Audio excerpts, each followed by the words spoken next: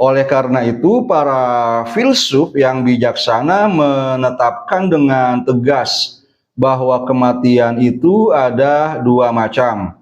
Kematian irodi atau disengaja dan kematian tobi'i atau alami. Demikian pula kehidupan itu ada dua macam. Kehidupan irodi yang disengaja dan kehidupan tobi'i atau alami. Yang mereka maksud dengan kematian irodi adalah mematikan syahwat-syahwat dan meninggalkan upaya untuk mendapatkannya. Yang mereka maksud dengan kehidupan irodi adalah apa yang diupayakan oleh manusia dalam kehidupan duniawi, seperti makanan, minuman, dan syahwat-syahwat. Dan yang mereka maksud dengan kehidupan tobi'i adalah keabadian jiwa yang kekal dalam kebahagiaan yang abadi dengan apa yang diperolehnya berupa ilmu-ilmu yang dengannya ia sembuh dari ketidaktahuan. Karena itu filsuf Plato pernah berwasiat kepada para pencari hikmah dengan berkata, "Matilah dengan kehendakmu, niscaya engkau akan hidup secara hakiki."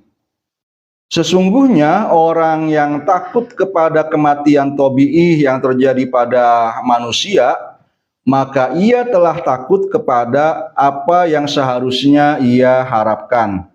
Hal itu karena kematian ini adalah kesempurnaan bagi had atau definisi manusia. Karena definisi manusia adalah makhluk hidup yang berakal dan akan mati. Kematian adalah kesempurnaan dan kelengkapan akhirnya. Dan dengan kematian itu manusia akan naik ke ufuknya yang paling tinggi. Orang yang mengetahui bahwa setiap sesuatu tersusun dari had atau batasannya, dan definisi atau had itu tersusun dari jins atau genus dan fasel atau diferensianya, dan bahwa genus manusia adalah hayawan atau makhluk hidup dan diferensianya adalah natik atau berakal serta mait atau akan mati, maka ia mengetahui bahwa genus dan diferensianya itu akan mengalami transformasi. Karena setiap sesuatu yang tersusun pasti akan berubah menjadi sesuatu yang darinya ia tersusun. Maka siapakah yang lebih bodoh daripada orang yang takut kepada kesempurnaan dirinya?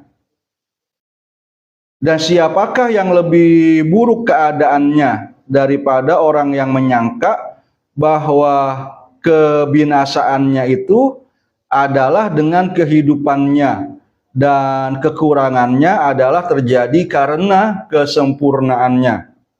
Hal itu karena orang yang kurang, apabila ia takut untuk menjadi sempurna, maka sesungguhnya ia telah mengabaikan dirinya dengan ketidaktahuan yang paling dalam. Maka seharusnya bagi orang yang berakal untuk merasa asing, tidak betah dengan kekurangannya, dan merasa nyaman atau akrab dengan kesempurnaannya. Dan ia harus mencari, mengusahakan segala sesuatu yang menyempurnakan, melengkapi, memuliakan, dan mengangkat derajatnya. Dan untuk melepaskan ikatannya dari segala aspek yang dengannya ia aman dari jatuh ke dalam perangkap. Bukan dari segi yang justru makin kencang mengikatnya dan menambah komposisi dan kompleksitasnya.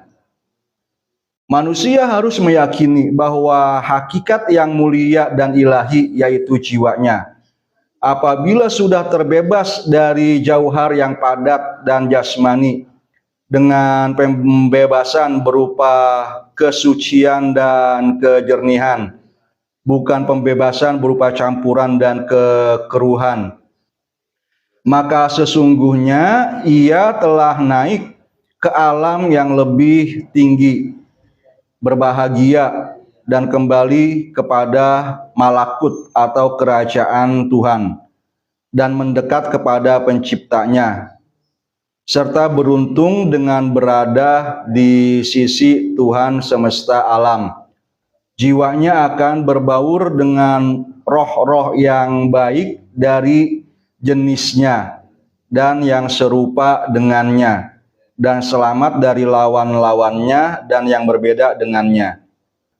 Dari sini kita bisa memahami bahwa orang yang jiwanya meninggalkan badannya dalam keadaan ia rindu kepadanya, khawatir atasnya, dan takut berpisah dengannya, maka sesungguhnya ia berada dalam puncak kesengsaraan dan rasa sakit, jauh dari dirinya dan hakikatnya.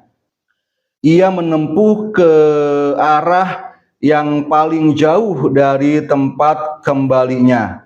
Dia mencari ketenangan bagi jiwanya, padahal dia menuju ke tempat yang tidak ada ketenangan baginya.